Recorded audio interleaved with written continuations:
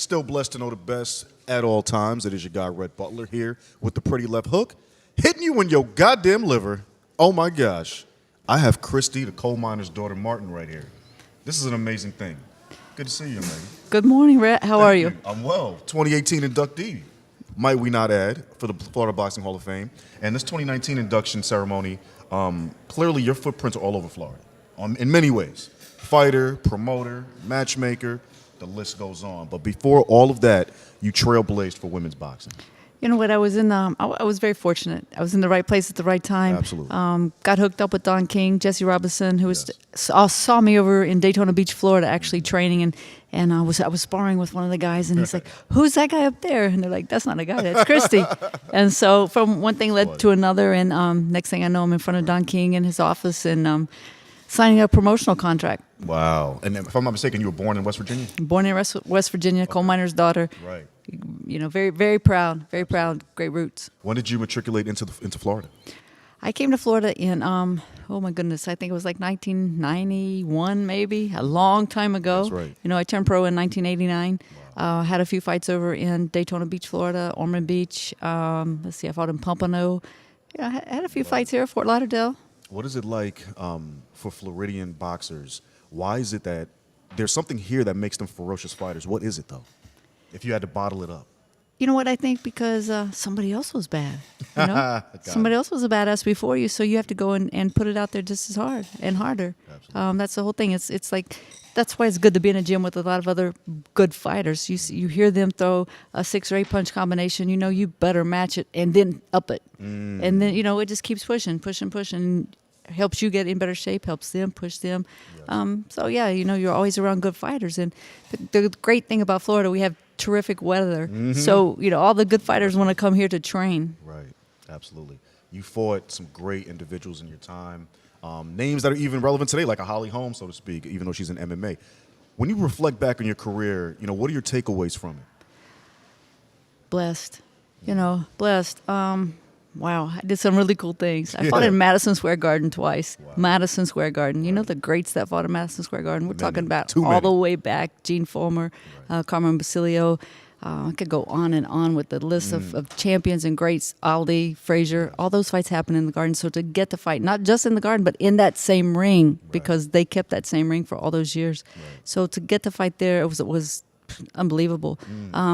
Fighting under Tyson was exciting, to say the least, because there's so much electricity when he would be in Vegas. You know, the whole week, everybody's just amped up all week, just waiting on the fight. So, and he brings in everybody, all the entertainers, musicians, it was like the athletes. Mayweather effect. Oh my so goodness, yeah. And when you look back, what was your favorite fight that you had? I think, oh my goodness.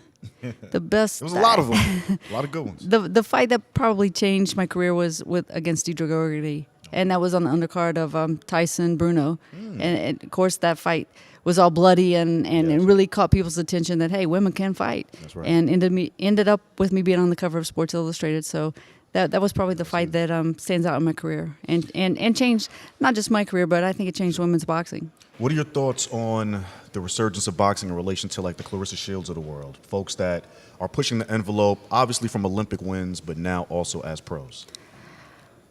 Well, I'm going to be not politically correct because that's who I am. I love that.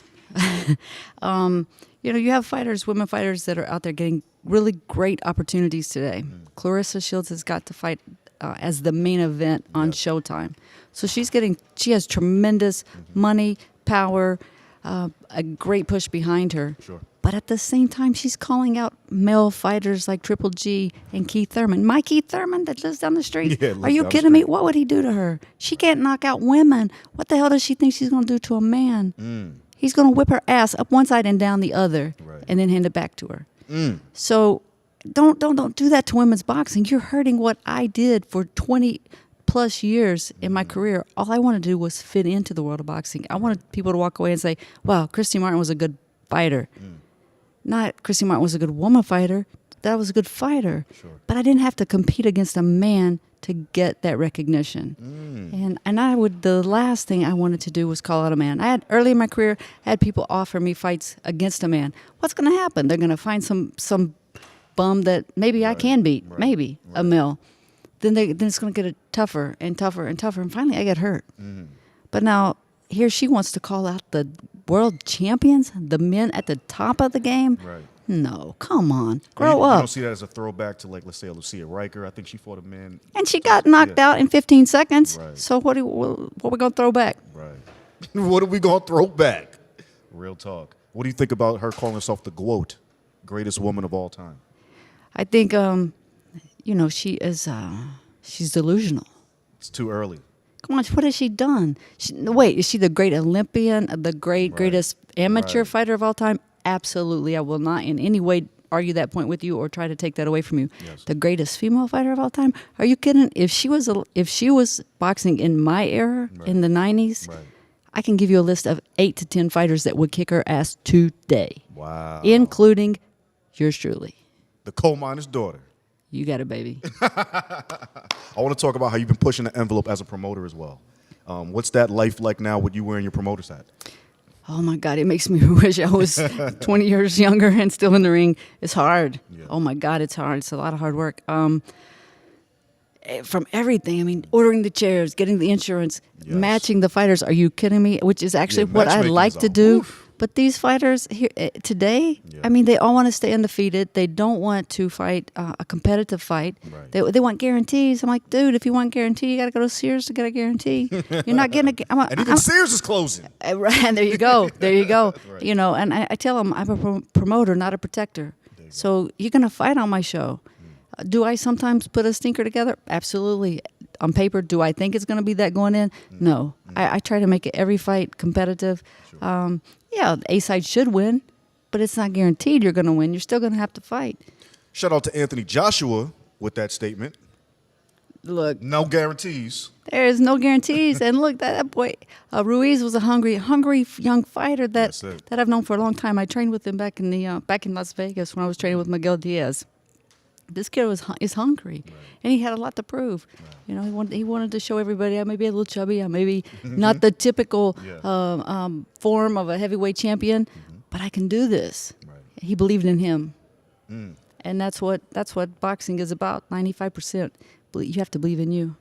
I interviewed Heather Hardy not too long ago, and a lot of folks were asking and talking about the fact that, do women's boxers need to start also learning skills for MMA in relation to the hype and possibly the monetary uplift you receive from switching sports? Do you think that's something that women boxers should consider, or should they stay the course of boxing and play that out into whatever that comes to them? I think that's, to each their own. This is what I know about me personally. No way in hell I want to get kicked in the head. We would have never seen Christy Martin in the cage. No. and they don't pay that much over there. Right. So, I mean, if you're at the top of the game, I guess with Holly Holmes, let's say Ronda Rousey, those girls, they were fortunate. They made a lot of money.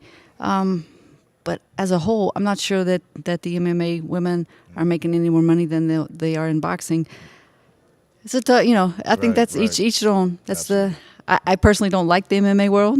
Okay. And hopefully, boxing's the fans are going to come back. Of course. Absolutely. What fights are you looking forward to this year, or what fights would you love to see just on the global marketplace? Yeah, I'm looking forward to Thurman and Pacquiao. Me too. Because I've known Keith Thurman since he was a little bitty kid. Absolutely. And here in the amateurs, Erickson Lubin, to see him get his, when he just the hammer to come back and get back on the right track. So I'm looking forward to what those guys have to the next year, what they're going to do. Christy Martin, guys, this is the Florida Boxing Hall of Fame. This is your 2018 inductee. And we're here for a great weekend in Tampa, Florida. Christy, thank you for stopping by, and thank you for what you've done for Florida. Thank you. I'm excited. Thank you. Absolutely. Blessed to know the best, as we always say, champs in everything. Future meets the past. Got him.